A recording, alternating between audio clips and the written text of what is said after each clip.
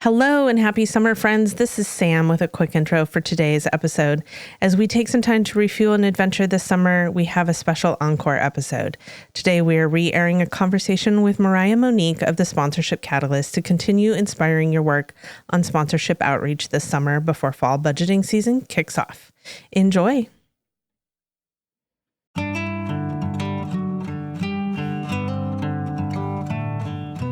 Welcome to the Fundraising Elevator, where we're all headed up. This podcast is a production of Elevate, an online learning platform for fundraising event professionals. We're coming to you today from the studios of the AV department. Please welcome our hosts, Kristin Steele and Samantha Swaim. Hello and welcome to the Fundraising Elevator, where we're all headed up. Today, Kristin and I have a special guest that we're excited to talk all about, really from our perspective, fundraising events, but even more specifically about our corporate sponsors in association with our fundraising events. And our guest kind of has the expertise of sitting in both worlds, where she has been an advisor to the nonprofit sector, but also has been working in the corporate world of making those decisions about corporate sponsorships. So as you all are planning for your fundraising event, we want to remind you that in March, we have our fundraising event school, the Elevate Conference, and we want to make sure that you know that save the date. It is coming up.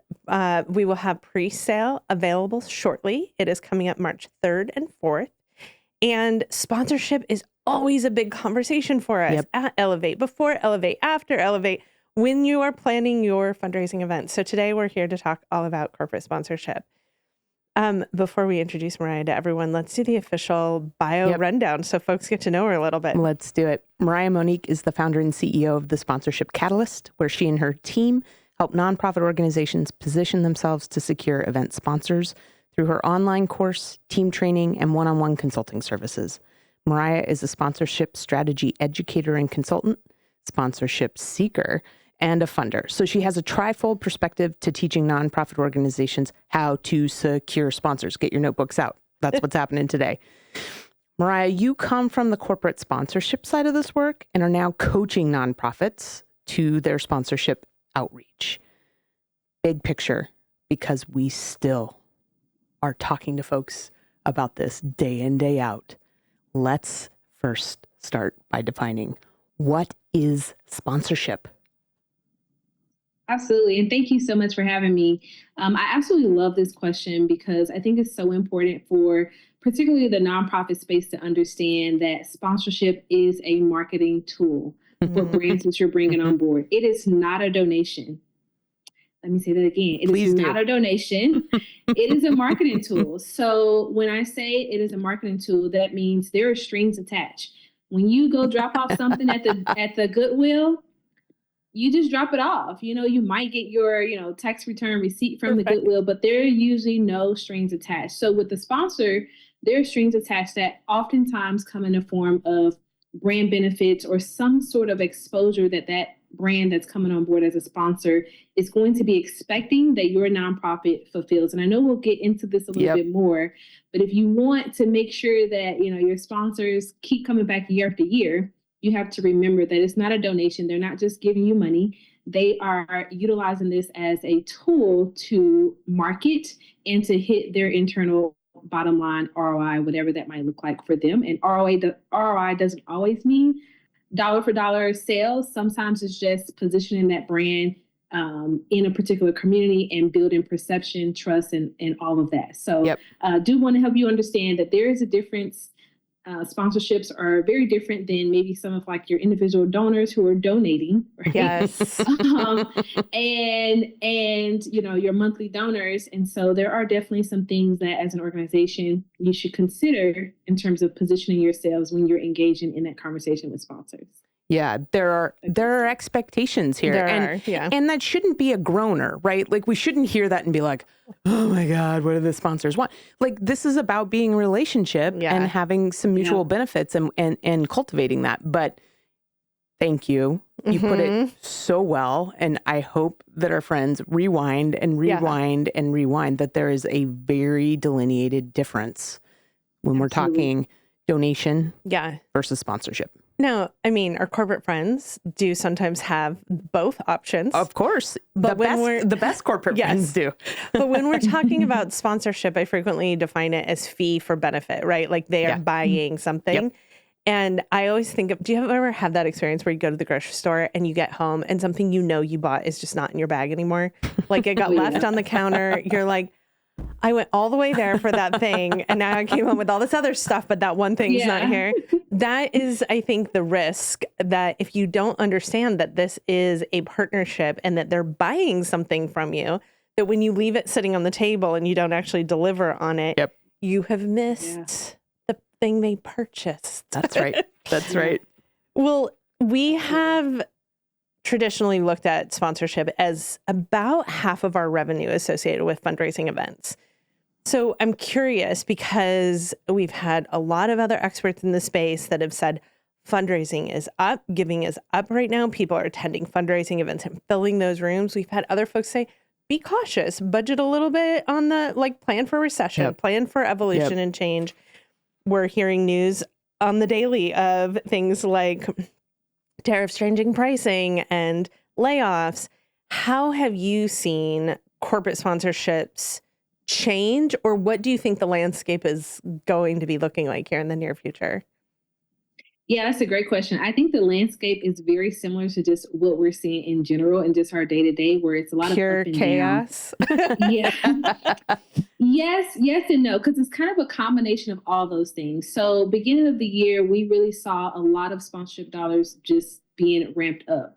What we know just by statistic is that a lot of marketing teams, like their budget might have decreased, but then their sponsorship budgets are increasing. Mm-hmm. Reason being is because some traditional marketing is not, I won't say it's not effective, but it's not as effective as a sponsorship, because sponsorships are typically tied to events. It needs to be experiential. That brand needs to be able to make a mark on the people that are engaging with you. So all the folks that are like, well, I want my program sponsored.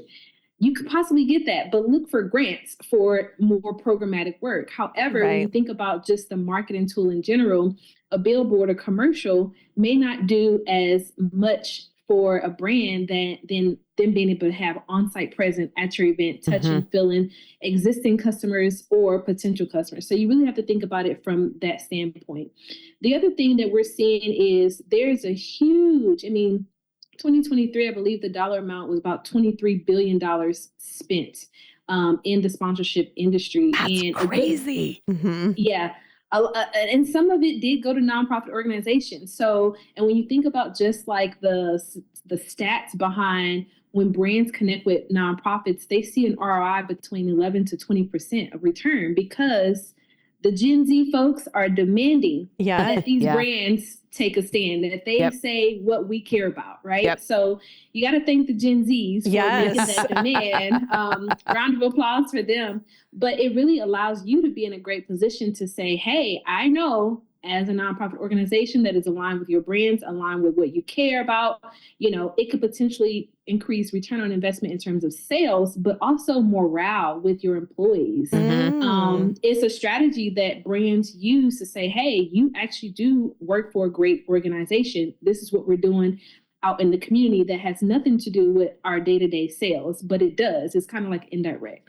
So we see a little bit of that. Then there's also with the tariffs news, there are brands that, again, they still have the budget, but they're being a little bit more strategic on how they invest those dollars, which is why for nonprofits to be competitive in this space, you got to really be clear on what you're offering, why you're offering it, what's the potential ROI, or what I like to call ROO, return on the opportunity. Because it's not always, because it's not always going to be like, a return on their investment. You may not see that $1-to-1 dollar exchange, but maybe their perception of that brand goes up. That means it's not necessarily going to be like you're going to get a sale from it. You could, but some brands know when they support nonprofits, it's perception-based, it's brand awareness, which is sometimes not easy to measure for a brand.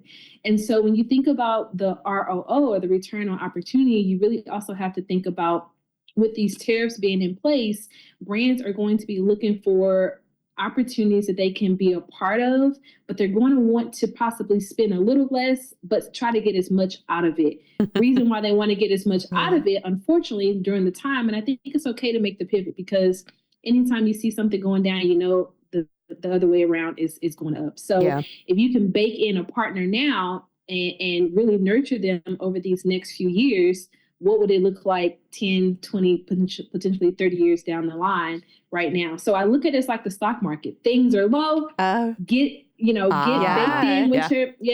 in with your relationships now, because when it turns, it's going to be more profitable to your organization long term, even if that means you have to sacrifice a little bit in terms of, they're asking for so much, but they're not paying, whatever that looks like at the negotiation table. Because with these tariffs, brands are making sure that they are, strategically aligning with the best brands that will help them, or best organizations that would also help them amplify their messaging. So you see a little bit of everything. I will say overall, the budgets are up.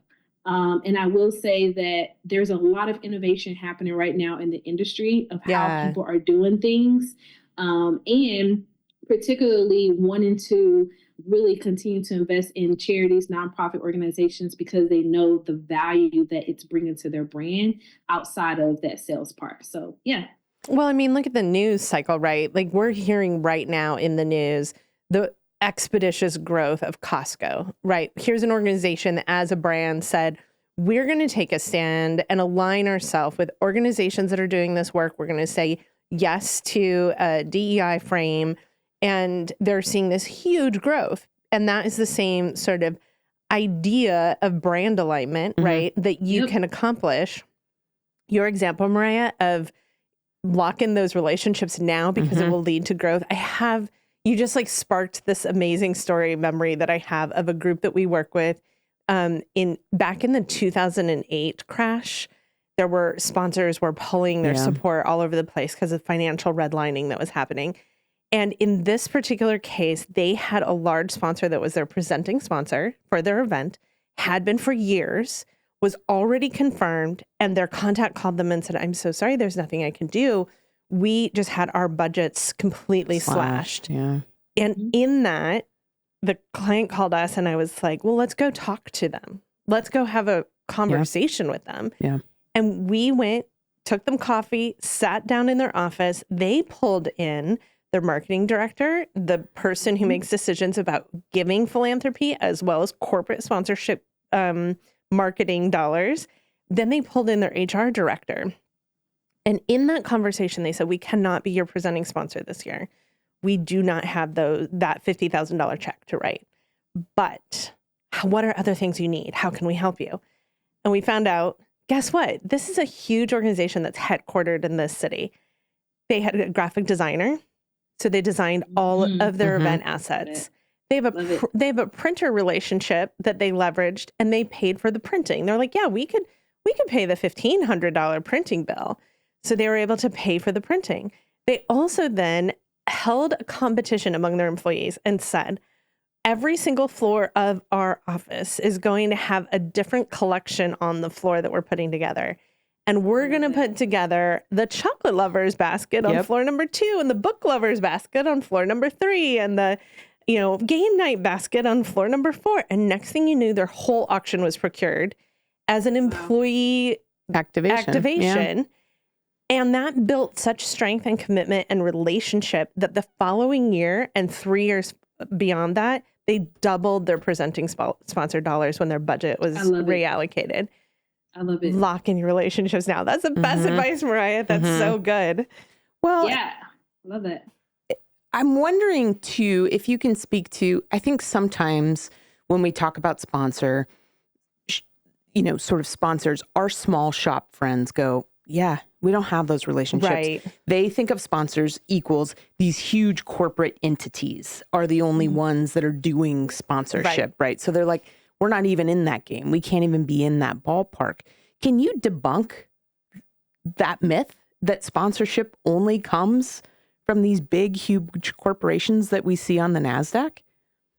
Yeah, absolutely. And I also will just kind of speak to what Sam said, because I think it's so important that sponsorships allow you to be creative, right? Yeah. You don't have to stick with the traditional gold, bronze, platinum level. That is a part of it, but you can create what this can look like for the partnership, right? Yep. What's the benefit for them? What's the benefit for you? What's the benefit to your audience? It should always feel like a win-win-win. So when we think about kind of debunking this idea that I've got to go after the big dogs of the world, I think it's really important that you would diversify, right? You have local dollars, you've got regional brands, you've got even national brands if you can tap into that, because sometimes you also have to be real with yourself and say, hey, we don't even have the capacity for a national brand. Why? Because we don't have the staff. We don't, maybe we're not even stewarding our money well internally. We got to get some infrastructure done so that once we get them, we don't lose them because of our lack on this side. So I think it's important to understand where you are and what you have the capacity and the capability to execute on, because again, that's going to support in creating that recurrent sponsor revenue. Now, when we think about, brands at the local and regional level, I like to teach this because I don't think people understand how much money is on the table at the local and regional levels. Now, right. I worked as a sponsor at a local level, and I managed a budget about $1 million to $2 million. It just kind of varied over time as we increased a year. So, and I sponsored over 120 organizations a year, and that's like multiple events sometimes for some of those. And so at the local level, I mean, I've even talked to some of like the national brands, right? And I had bigger budgets than the national brands at the local level. So I think it's important to understand and really look at every potential sponsor, or if you're looking at them as like clients, if you will, or customers, right, into your brand, into your nonprofit, you don't want to try to determine what's in their pocket before you had that conversation and you understand, because at the local level, people do have budgets. Reason why is because they want to position themselves in that local community. So you don't want to miss out on being able to support them in that effort to support the local community. And so I think it's really important to diversify not just the type of industry that you're reaching out to, right? Whether it's retail or whether it's the automotive industry or health and wellness or finance. That's one level of diversification. But then there's a diversification in terms of the size of the organization. Are they local? Are they regional? Are they national? Right? You want to diversify in that regard.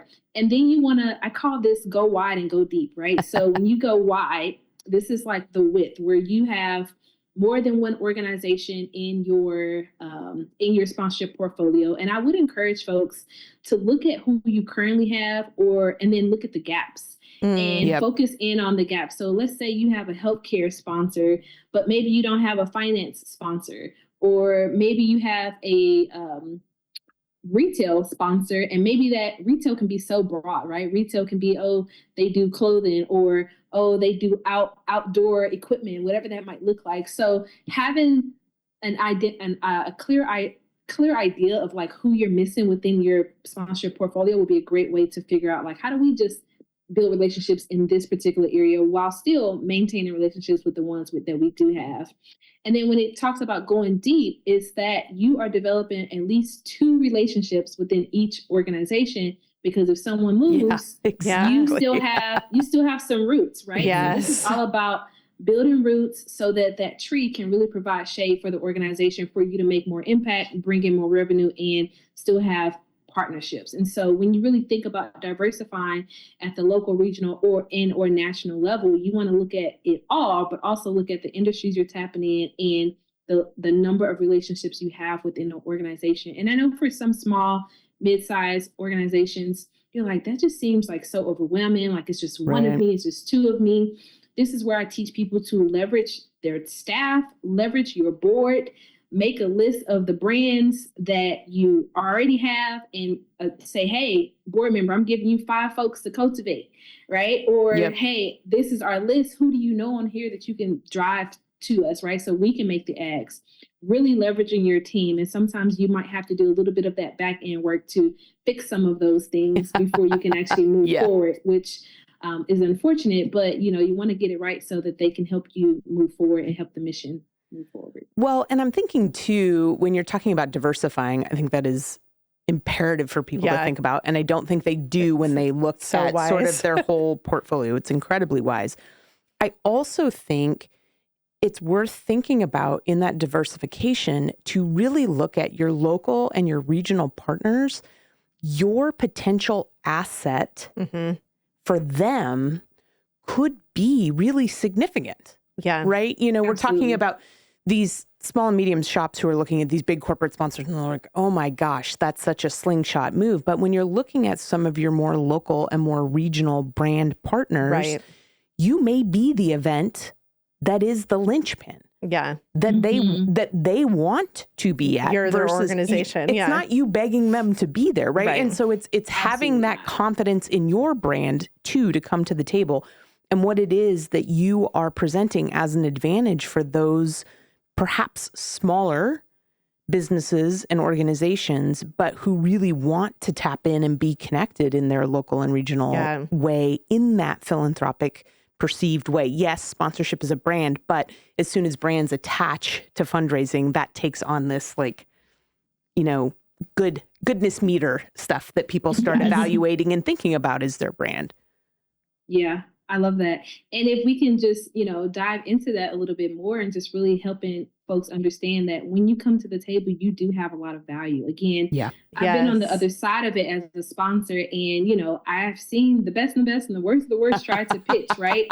And when you're pitching from a sense of like, I'm begging for this money, come donate, again, using that wrong language that is not aligned with sponsorships, you should be able to walk into the table because you understand your audience, right? You understand the impact that you made, your numbers, maybe even who your audience segments are.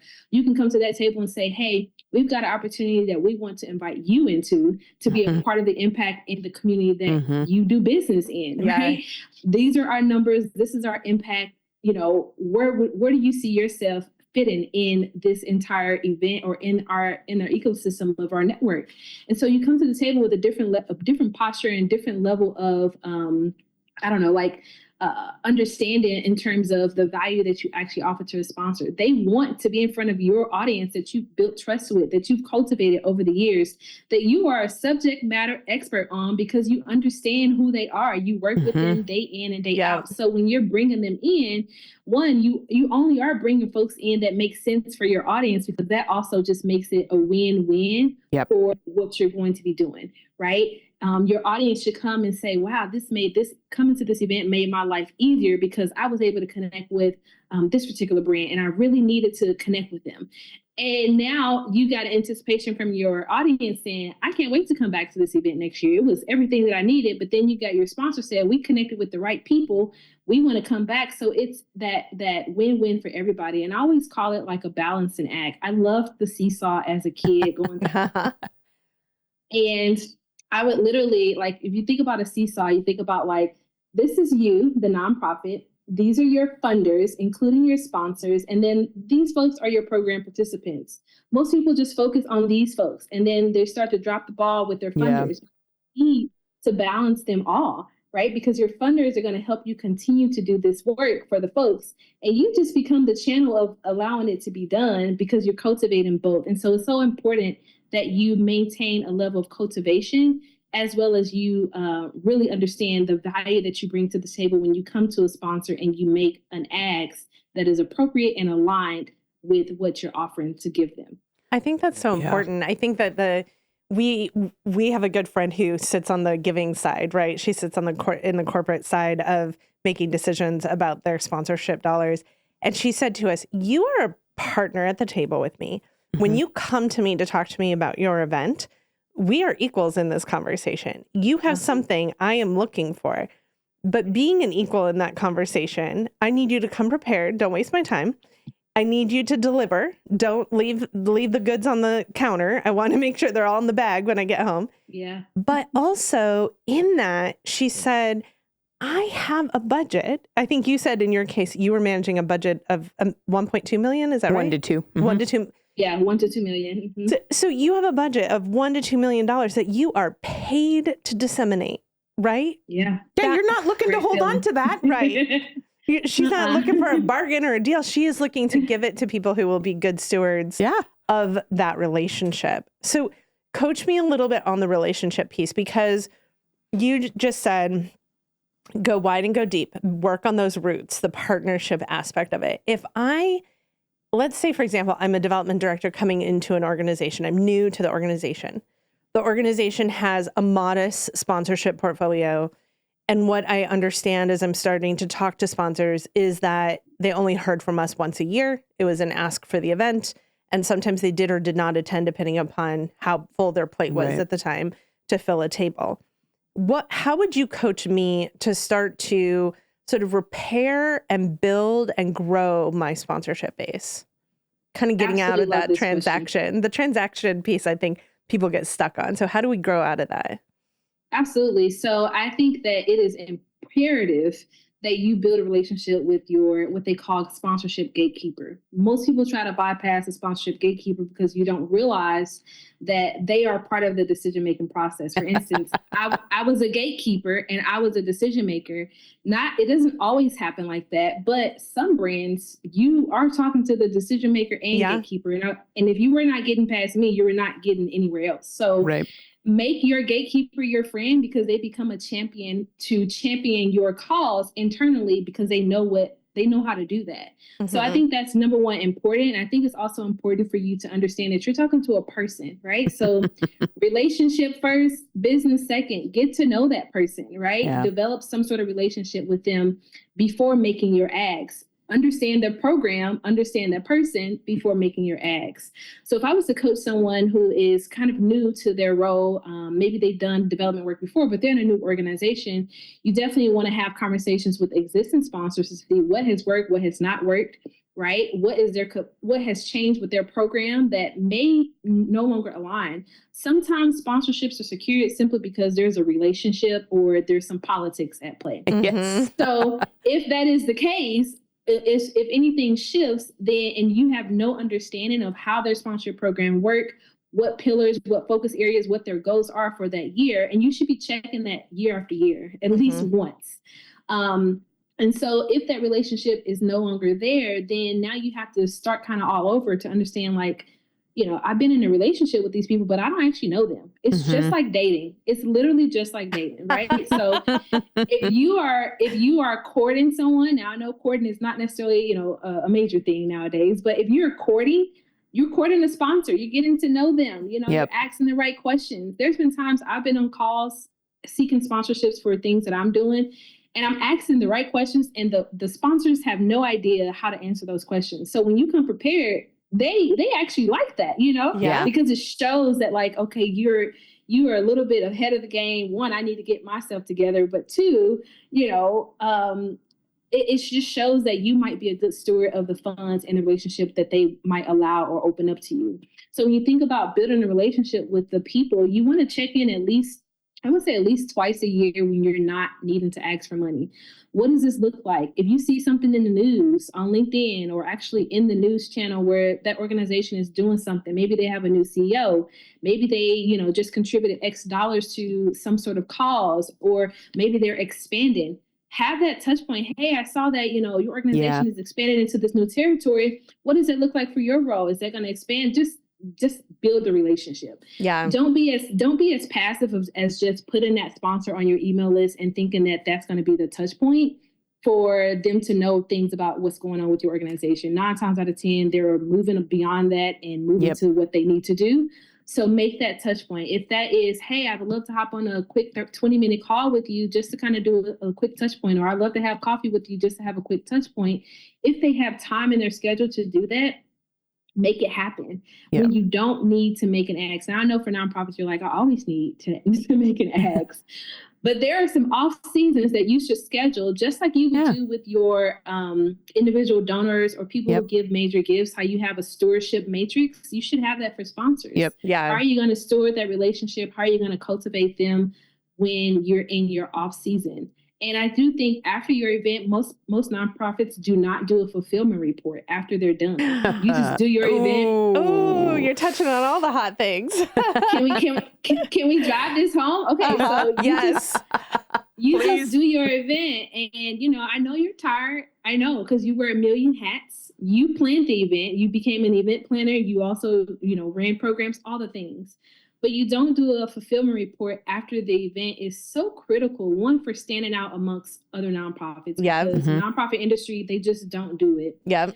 Two, it's a huge missed opportunity for you to be able to showcase to that sponsor how you fulfilled those benefits or how you even exceeded those benefits. Yep. What do I mean?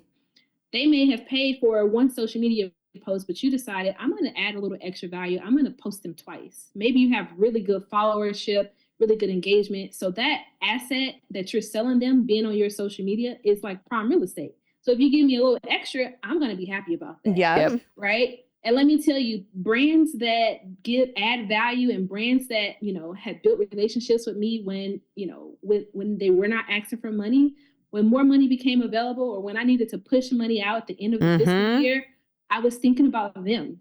So it's important to build that relationship, build it authentically. And if you're not great at building relationships, leverage someone on your team that can, really cultivate with that particular partner to help you, right? And so when we think about the fulfillment reports, another benefit in terms of being able to create that recurrent income is an opportunity for you to say, hey, this was the report. This is what happened at the event. Maybe these are even some pictures of your booth in action, right? Right. And then you say, hey, can we hop on a quick 20-minute, 30-minute call just to kind of discuss? You get on that call. Now you're soliciting feedback from them. Like, how was the event for you? How was this partnership? You should be surveying your sponsors just like you're surveying your audience who attends your event or your program participants. Reason why, there's two reasons I want to hit on. Number one, you want to improve, and this is just a part of relationship building. When you go through the relationship phases as you're dating and now you're exclusive, right? You want to make sure, am I still giving you what you want? Is this still valuable? Do I need to make tweaks in this relationship? It is literally the same thing, and you should treat it as such. The second reason is that information that you can glean from those sponsors allows you to have positioning for two groups of folks: new sponsors in your pipeline and people that said no. So let's say I might be on a call with a sponsor and they say, yeah, this event was really great. We got 10 leads and actually I got 7 of them that I'm going to meet with next week. Great. That's so awesome. I'm so glad that our event, we're able to do that. I'm going to go to the sponsor that said no and say, hey, I know last year wasn't, the right timing for you. We talked to some of our sponsors. These are some of the results they were able to achieve. Is this something that your brand would want to be able to do next year? Are these some of the goals, like getting leads and maybe even increasing your email list so that you can nurture potential clients? Use it as a selling point for those that said no, and then use it as a selling point for those that you've not yet met to be able to say, hey, sponsors that work with us or they come to our community event, they're able to do X, Y, and Z. And you have the data because you've surveyed them. Yep. So I know I just hit on so much. You did. It's so good. The importance of it. It's so good. But I do think it's so important that organizations do not miss the opportunity to survey and solicit feedback from their sponsors. Well, you just hit on like this bucket of gold mine information that I want to peel back for a second and just reiterate a couple things, because one of the things that you just said is that at the end of the year, you have funds you're trying to distribute that are still part of your fiscal budget. Why? Because it's your job to get that money out the door, right? And I think our nonprofit friends sometimes don't understand that the event ask may be one of multiple ways that they can support you. And we have frequently had organizations do really amazing stewardship with their sponsors and then get that call at the end of the year of like, hey, I have another $10,000 I'm sending your way. I have even had nonprofits say, hey, if you happen to have funds at the end of the year, here's a story of where we're at and what our current needs are. And I've seen that yield support. So that idea that you are sitting as equals at the table, that there is resource that is intended to align with your mission and that you have something to offer, I think is important for organizations. But being good relationship builders and stewards of their time, that fulfillment report, it is like gold. I mean, when you're sitting in that corporate seat and you have to report to all your higher ups about like, this is where we sponsored, this is the benefits that we received, this is the results of that. Isn't that amazing when you don't have to do that work for 2 of the 80 organizations you sponsored? Because what I think our nonprofit friends need to think about is that fulfillment report allows you to do your job and could be the difference between in your budget you having 1 million or 2 million next year to give away, right? That Absolutely. it's a cultivation piece, not only for this moment and this money you gave us past tense, but you're creating a landscape for all you and all your nonprofit friends moving forward that this company looks at. This investment we're making makes sense. Yeah. There's benefit to us. And I think once people get on the train of like sponsorship is fee for benefit, right? Then they just put their heads down and all they do is create these sponsorship packets that just don't serve them. Yeah. Don't serve their work. Don't tell a good story. And they're just like building this matrix of benefits that when you look at it, you're like, I don't even know the difference between some of these. I don't know the difference between the levels. So like there's this mire that people traffic in with their sponsorship packet. But if they pull their head up, what is it that sponsors are actually looking for? $1 million question. $1 million question. What is it that sponsors are looking for? Yeah, that's a great question. And I think the industry is drastically changing. Right? Yeah. They're looking for purpose-driven opportunities, which as nonprofits, you already have that. Mm-hmm. However, they want purpose-driven opportunities that also has data and metrics behind it. They need to be able to understand, right? In terms of where the industry is investing their dollars, they're also looking for opportunities to tell a story. So I love that you brought up storytelling, Kristin, because I do believe that to be able to integrate my brand story into a nonprofit's brand story, people are looking to do that. Yep. They're looking to leverage social media to do that. They're looking to leverage digital and in-person on-site methods and mediums to be able to communicate that story. Because why? Sponsorship it drives people emotionally to make decisions, right? Mm-hmm. It really has an emotional connection, and that's what makes it more powerful than some of the traditional marketing like billboards and commercials, because that emotional connection drives results, and the industry understands what that look like. And so when you are connecting with sponsors, just kind of going back to what Sam mentioned, some of the questions I like to ask sponsors when I'm talking to them, one, I do want to know their fiscal year, because not every sponsor has the same fiscal year. Yeah. I want to know what their pillars are, what their marketing objectives are for the year, because that might change. And then I also want to be able to understand, how do they define success with a potential organization, because that also helps you to understand how you actually go into creating something customizable for that brand. Sponsors are also looking for more customized packages and opportunities that are tailored towards their goals, tailored towards their needs. And let me tell you, the ones that I have either worked with or have done personally, when there's a customization, people pay a little bit more money for that than if it's just like a standard package. Not to say standard packages don't, they're obsolete, but they are slowly but surely fading away, where people are wanting to say, I want something customizable. I want to know that you've done some due diligence on my brand. I want to know that you've even got ideas that you're bringing to the table. Even if none of those ideas, move forward, at least you've brought me something that I can now think about to where I can say yes, no, or this is good, but let's make it better. They love when things are already kind of thought through a little bit. Yeah. And they love to be able to co-create as well, right? So again, thinking through their goals, but not forgetting your own goals. Like, this is not a thing where you're just kind of bound down to the sponsor. It should feel like a win-win all the time. And when it doesn't, that means you just need to tweak something, or that might not be the right sponsor for you, right? And you have to be unemotionally tied to the results. You cannot be tied to the results. You cannot say yes for a sponsor. All you can control is what you can control. And that looks like your output. That looks like, the number of people you're reaching out to. That looks like putting together packages that are customizable enough for that brand, because you've had conversations with them on the front end. Now, sometimes you're not able to have conversations. I get it. I do get it, right? I sat in the role and I was not able to talk to everybody. But you can find some information out on people's websites. Some people actually do have sponsorship websites. Some people don't, right? So that is also a dynamic at play as well. But when you think about what they're going to want benefits that make the most sense for them. So just for instance, I know that social media is really hot It has been hot since 2020. Speaking opportunities are also really hot. People want to position themselves as industry thought leaders. Opportunities with any type of high profile folks that might be coming to your galas or your festivals, whether it's an elected official, a celebrity. I'm in LA, so you kind of get a little bit of everything. Yeah. So whatever it looks like, people want to meet elected officials. They want to be able to connect with folks that are moving and shaking in their community. So when you think about being able to allow people access to those types of people, that's the benefit where people are willing to pay a little bit more for than a logo on the website or a logo on event signage. Those things in those things in the sponsorship space, anything logo related is expected. If I'm going to pay for something, the logo needs to be on something, you know?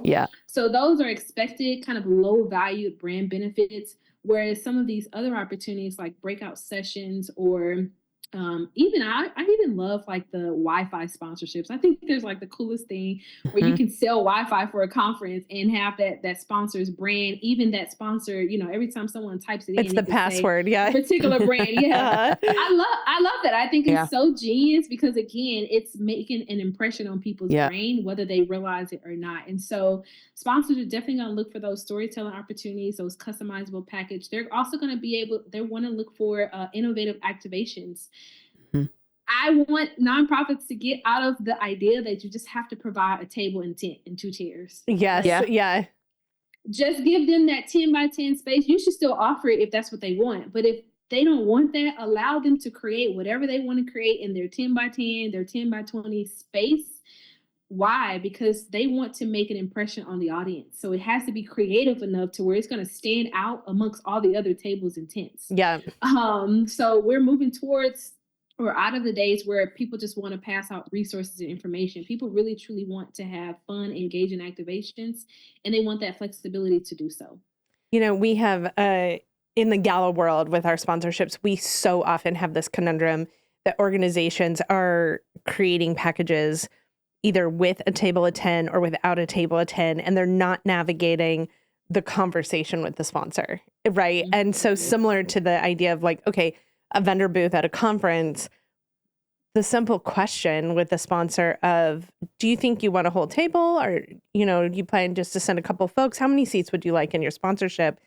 Allows the sponsor to then be able to make that choice versus it being a checkbox that you have in your proposal of like table of 10 is included and now you have 8 empty seats because they only brought 2 people.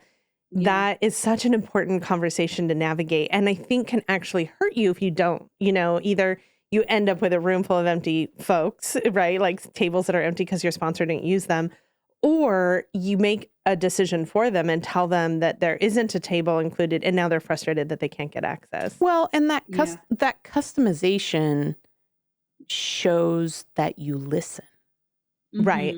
Yeah. It shows that you are listening and that you have the capacity to listen in some cases. And I think some people kind of roll their eyes and are like, oh my God, that's so much work. And it's like, cool.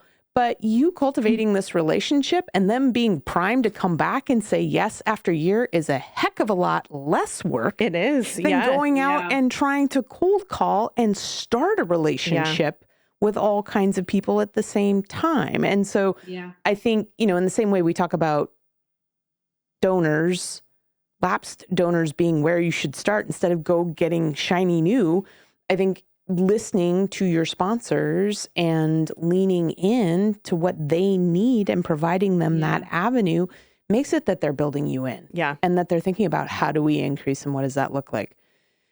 Oh, so much good. We are going to take a quick break. We're going to let our nonprofit friends digest slightly while they listen to some of our amazing partners. And when we come back, we're going to get into sponsorship just a little bit more.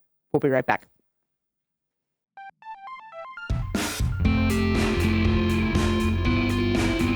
Are you ready to engage supporters and grow your base with your own podcast? Then let us introduce you to our partners at the AV department in Portland, Oregon. In addition to delivering exceptional live event audiovisual production and videography, they also have a top-tier production studio and an expert team ready to take your content ideas to the next level. Contact the AV department to schedule a consultation and start bringing your podcast vision to life.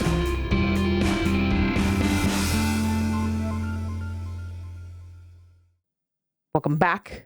We are here with Mariah Monique, and we are talking about event sponsorship, fee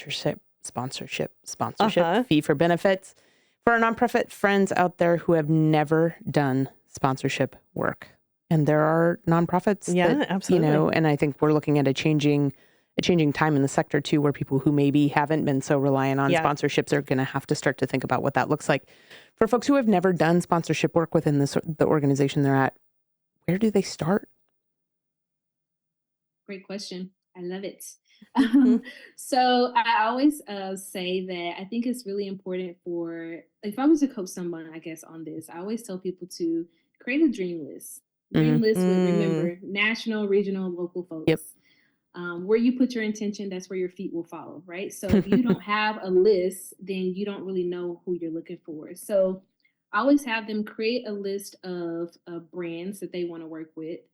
And then do this exercise with your staff as well as your board members and say, hey, from this list of brands, who do you know? And maybe there's some direct, because you're looking for your hot market. Again, we don't want to just go to the cold market. People want to go to the cold because they are emotionally tied and they're like, I don't want to, talk to my friends or, Right. But if you start cold, then chances are you're going to be a lot more discouraged than if you start warm and potentially have some low hanging fruit, right? Yep. You can secure quicker because you started in that warm market. So have your staff, yourself, your board say, who do I know in these brands? Are they potentially the person that I need to talk to? If they're not, how do I make a connection with them to say, hey, who in your organization would be the right fit to talk to them about this potential opportunity? So starting in that, from that perspective first. And you also might go a little bit further and actually list out the different industries first. This is typically how I do it. List out the industries, list out the brands within those industries, list out who you know in those industries, and then who you actually have a direct contact with.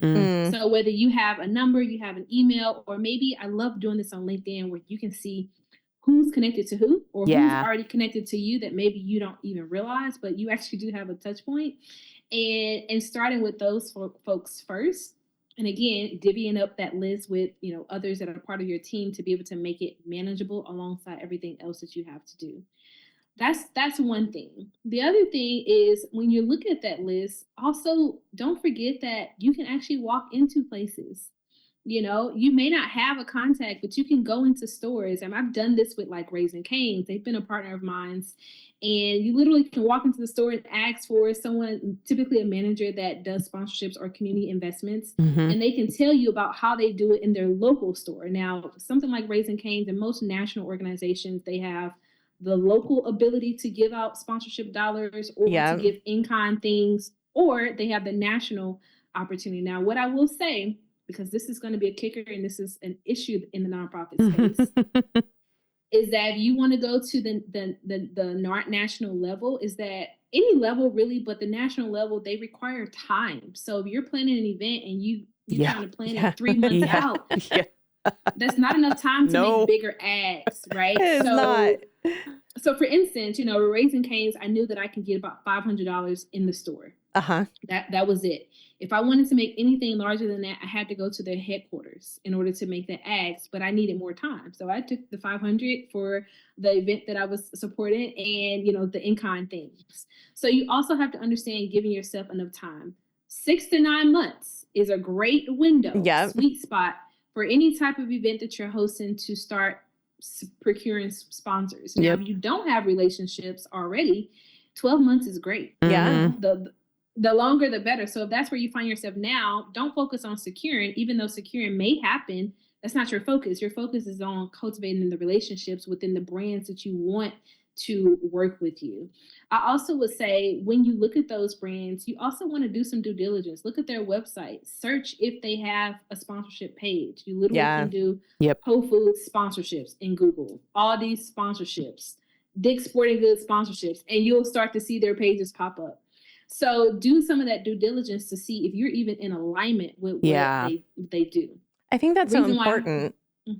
Go ahead. Sometimes I think that one of the things that we miss is that the content that is on those websites often is managed by the same person who is giving the funds, right? Yeah. They've identified with their senior executive team that these are giving priorities, and now to execute that, they've developed the content for the website. and then you show up and say, I'm over here in this lane and you're over here in this lane. And it's almost offensive. Like it's arrogant. It's arrogant to know that and to just blow through it. Right. Yeah.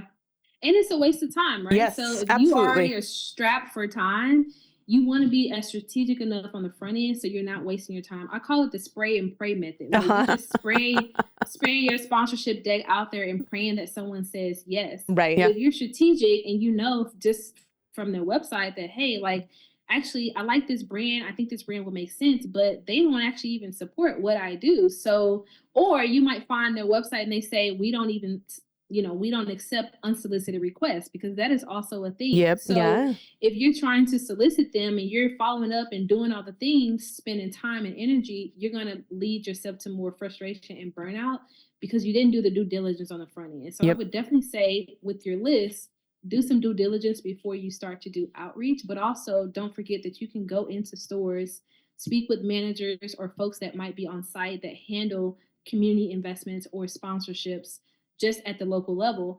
And at bare minimum, you're at least just gleaning information along the way. Yeah. I always encourage folks to create a database so you don't have to keep doing this over and over. Yes. Yeah. I have what's called a prospect pipeline, where I put their name, their email address, their phone number, how I connected with them, email, voice, or phone call, in person, whatever. I put follow-up dates, right? When I need to follow up. I talk about if I sent a proposal or not. And then I have a notes section to help me get better at, okay, this particular organization only have their application open in the fall and the spring. So if I have a summer event, I know I need to reverse engineer it, when they have their open application cycle, or I know that this may not be a good fit for what I'm trying to pitch. So you kind of build a database and get smarter, because not every sponsor needs to be invited to all of your things. That's right. It needs to also be strategic for them, Well, and I think what I hope people really hearing here is that this is a strategy. And to your spray and pray analogy, I've never seen that yield gone anything. are the days, like when we talk to folks and they're like, we sent out 120 sponsorship packets.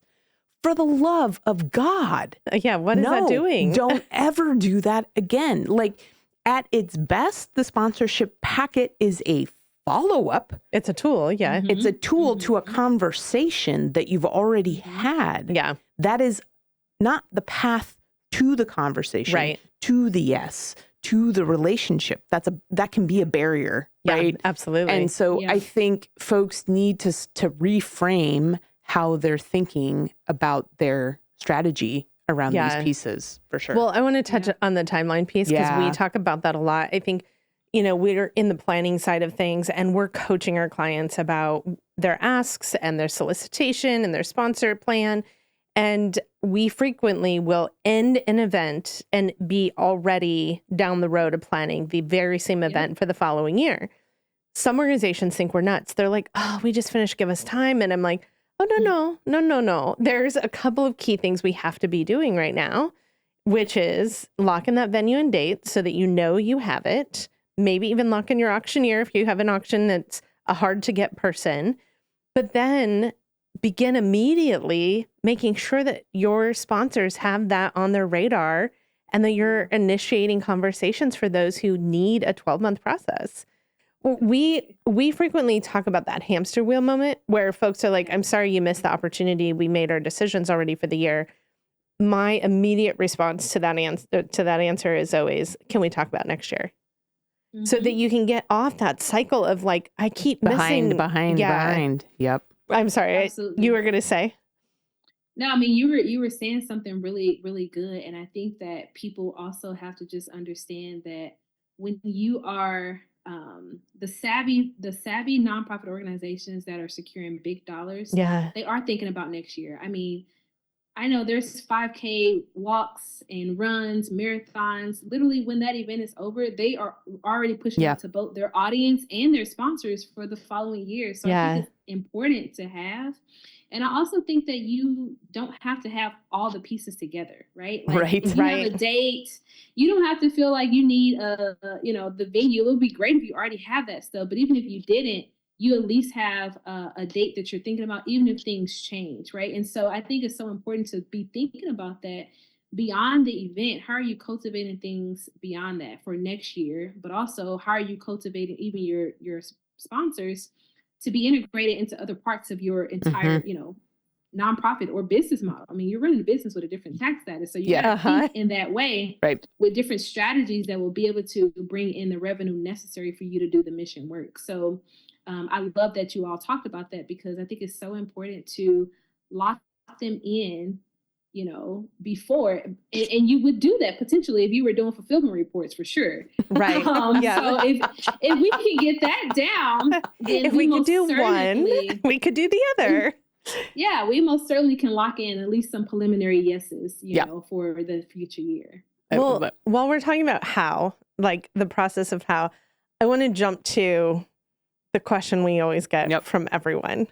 So Kristin and I were talking about the fact that we always have folks coming to us and saying, I don't know anyone. Right? Mm-hmm. So how do we help and coach our nonprofit friends into who the right person is and how they find them or get a hold of them? Yeah, it's going to take a little bit of work and a little bit of digging. Mm-hmm. So there's several ways that you can go about doing this. One, I'll list out some job titles so that you can understand potential job roles. Yeah. Primarily because a lot of sponsors don't have sponsorship in their job title. So you're looking for brand partnerships, community relations specialists or managers. You're looking for marketing managers. You're looking for folks in the corporate social responsibility giving arm. Corporate giving is also a particular arm. Grants manager, because sometimes some folks who manage grants also manage their sponsorship program.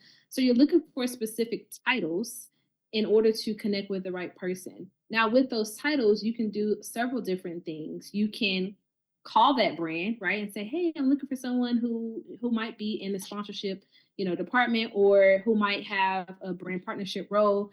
Who would that person be? You can call, right? Or you can walk in, right, and ask what that looks like. Another way is that I leverage AI to support me. I leverage AI to support me, and I just do it. There's a few different tools that I've used. So there's this tool called Snovio. So it's SNOV.io. Okay, we will link to that in the show notes. Awesome. There's a tool called Apollo. And essentially all these AI tools have very similar features, but what I like about them is I can filter based off of location. So if I'm in a particular southern region, or if I'm in a particular state, I can filter if I'm looking for local or regional, right? I can filter based off of the particular type of brand that I'm looking for. Let's say I'm looking for Coca-Cola. I can put Coca-Cola in and it's going to show me, all the folks at Coca-Cola. I can filter based off of job title. So there's a lot of different filters that you can put in to try to push out, the information that you're needing so that you can secure actual email. Some of those platforms also are linked to people's LinkedIn, which is the other tool that I use. Mm-hmm. And so when I get a contact, I'm looking at their LinkedIn and I'm looking at, what are people saying in their recommendations? Does this seem like it's the right person? What does their job, background look like? Are they saying certain things that would indicate that, like, this is probably the person that's doing sponsorships? Another thing that I do with LinkedIn is I'll just do a search. In the search bar, you can search the brand. So I do this in the training where I just search Nike.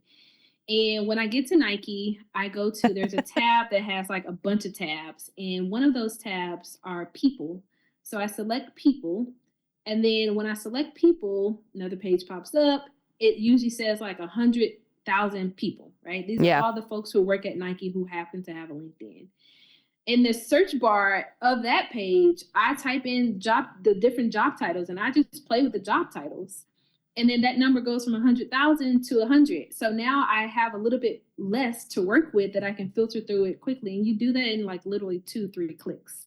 That's amazing. And then from there, I see the folks and I say, well, who do I already have existing connections with? Because that does happen.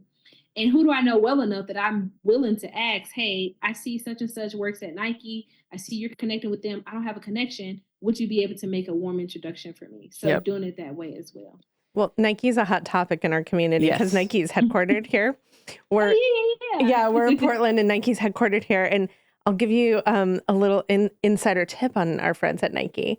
They have not only corporate giving and community giving, but they also have a social impact employee resource group giving. Yep. So you can sometimes identify within a brand like Michael Jordan or Air Jordans, or you can identify within an employee resource group, another avenue. So as an organization, being a big organization, they have probably 12 different pathways into support from Nike as a company. So I love your sleuthing and detective work. The podcast just cracked everybody's heads open right there. I can hear it happening now.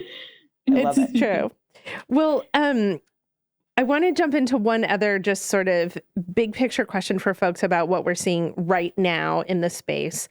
And then we'll take a short break and come back and jump into the fundraising elevator. But as we lead into the break, can you just talk a little bit about our corporate sponsors sort of evolution happening right now because of federal conversations around DEI, and kind of what is the sort of salient, most interesting thing that you want to make sure you're having conversations about when you're talking to folks, whether it be a sponsor benefit that you think is really important. What does the world look like in this moment as the world's kind of like evolving through this work? Yeah, I think it is evolving and it is changing, and particularly for those larger brands that, made public statement that they were chopping their DE&I. Yeah. Yep. I do want to encourage folks though, because, again, as someone who worked in sponsorship that was doing DE&I work before DE&I became a real hot topic. Yep. I want to encourage folks because some organizations and brands, DE&I is part of their DNA. Yeah. So just because you see it, chopping, being chopped left and right, and it just feels so scary because that's the work that you do, just know that not all brands are chopping. And I do know that some brands that are publicly chopping are actually just changing some of their language and navigating it the best way that they can. Yep. So instead of leaning on, I do D&I work and we serve, X, Y, and Z, lean into the impact that you've made, right? Because again, sponsors want an audience. They don't always necessarily care what they look like and what their preferences are all the time. Sometimes, yes, that is a thing, right? They may have a particular product for a particular ethnic group, or they may have a particular service that is for a particular type of person, right? And so, yes, that is sometimes a thing, but lean into your impact, lean into your numbers, lean into the audience that would be attending your events, because again, at the end of the day, sponsors want brand exposure. Sponsors want to be able to position themselves in particular communities. And I also think that it's very important to just remember that DE&I is a part of folks' DNA. And I think I want to leave with that because, it could be very scary right now. A lot of things are up in the air, unsure, changing every day. And I understand that, but just know that there are brands actively working. I mean, I have a client now that I still distribute money for, and, they're actively working around some of these things so they can continue to invest in organizations where their clients, that look like the makeup of their clients, right? And so when you think about that, they're not going to leave and pull their money out of where their community is because D&I work is now on the chopping block. So be encouraged that it still exists and that people are still investing in it. It's just going to mean that you might have to change a little bit of your language. So for instance, if all your nonprofit does is serve Black women, I think you can still say that, right? Right. Yes. Again, you got to be willing to walk away from any partner that doesn't align with you either. You bet. Yeah. So yes, I know that could be hard because you need the money, you want the money, you want to make not that bad, but not that bad, right? We're not bending to the dollar. You just have to maybe get a little bit more creative and think about yourselves as you're the solutionist for the sponsor. That's why you have a lot of value. You can help them solve solutions that they need. And you can essentially be an extension to the work that they're trying to do as well. So that's what I would say regarding that. I mean, I think the climate is definitely changing and evolving, but move with it. We're resilient people. We've navigated, up until this point. You can still do the same thing. And again, whatever happens, at this point in time, things are cyclical. So at one point, there's going to be a change. So do it now, but be creative in it and just be empowered that people are still supporting that type of work. Mic drop. Total mic drop. Amazing. That was it. Well, we're going to take a short break. And when we come back, we'll step into the fundraising elevator with Mariah Monique. We'll be right back.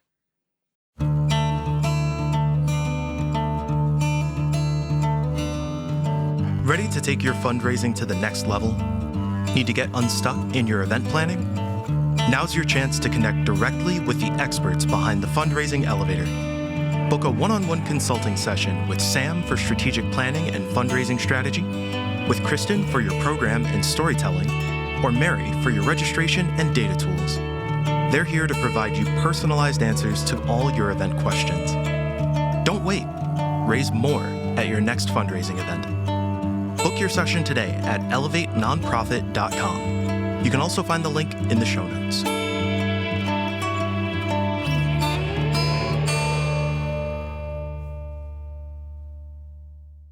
Welcome back. We are here with Mariah Monique, dropping all the truth bombs Yes, on true. sponsorship. So much goodness here. Rewind, repeat as necessary. I know I will. We ask all of our guests the same question to join us in the fundraising elevator where we're all headed up. What is that one tip or piece of wisdom you would offer our nonprofit friends so that they can continue heading up? Yeah, I would say cultivate relationships now before you need them. And I know right now it feels like you need them now, Mm-hmm. and you probably do. But if you start from where you can start, when you actually need to activate those potential relationships, you would have already developed trust and cultivated them in a way that makes it easier to make an ask, and it makes it easier to be able to solidify them and turn them into a potential sponsor. So let's say cultivate those relationships now, build them well, and do not skip steps in the process of cultivating your sponsors. Truly look at it as you're building a relationship with someone, just as if you were dating. And get to that point where you're at a marriage, which is the partnership. Yep. Because not all sponsors are partners, but most partners are sponsors. So I love it. with that. That's lovely. So for those who are listening and say, oh my gosh, I need her on my staff. Oh, I need to hire her. I need her to coach me. How do people find you? How do they get a hold of you? Absolutely. So I am on LinkedIn under Great. Mariah Monique. I'm also on Instagram under the Sponsorship Catalyst. So those are the best public platforms to connect with me. I also do host a webinar, which is actually coming up soon, May 27th. I will be there. And it's going to be really good. We're going to really talk about how to identify and secure event sponsorships. So I think it's going to be up the alley of most folks, especially if you are hosting signature events. And I also host a online course. This course is for beginners, intermediate folks, people who maybe have secured sponsors, but they don't have a duplicatable system on how to repeat those sponsors. And so it really takes you through a full sponsorship sales cycle so you understand how to navigate the space from beginning to end. And then, of course, for folks that, they're like, I don't want to take a course. I don't have time for that. I do have one-on-one consulting services. Now, this is for folks that are a little bit more established and are looking to really bring on a consulting firm to really fill in the gap for them, right? Yep. Whether that means we're preparing sponsorship decks, we're making acts on your behalf, we're helping you close that sponsorship goal for an event that you have coming up. That's also a way that you can work with me. And of course, if you have any conferences and things of that nature, I am a speaker and I love to speak. I love to share this information because I'm so passionate about making sure the knowledge gap is closed for nonprofits, particularly as it relates to navigating corporate sponsors. So amazing. I look forward to connect with me on LinkedIn for sure. So we're going to provide links to all of those resources. Yep. The Sponsorship Catalyst is the thing that people need to walk away with. Yep. So that you can go find all of Mariah's resources. She has tools, webinars, trainings. Be sure to follow because I know I've been doing event sponsorship work for 25 years and you've just shed so much light and wisdom and hope. And I appreciate you joining us today. I hope folks will reach out and find you and thank you for doing this work. I think it's an important missing piece of the puzzle for a lot of our organizations. So thank you for joining us. Thank you all for having me. I really enjoyed doing this. Stay well. The Fundraising Elevator is produced in partnership with Swaim Strategies at the studios of the AV department. The program is produced and directed by Steve Osborne, with audio engineering and original music by Dwayne Anderson, Heidi Christensen, and Adam Breeden. Video production by Shannon Doran. Graphic design by Pendulum Creative Group. Marketing by Lisa Aragon. Support from Mary Elizabeth, Todd Campbell, John Lyles, and Andy Dowsett. And voiceover by Josh Boykin.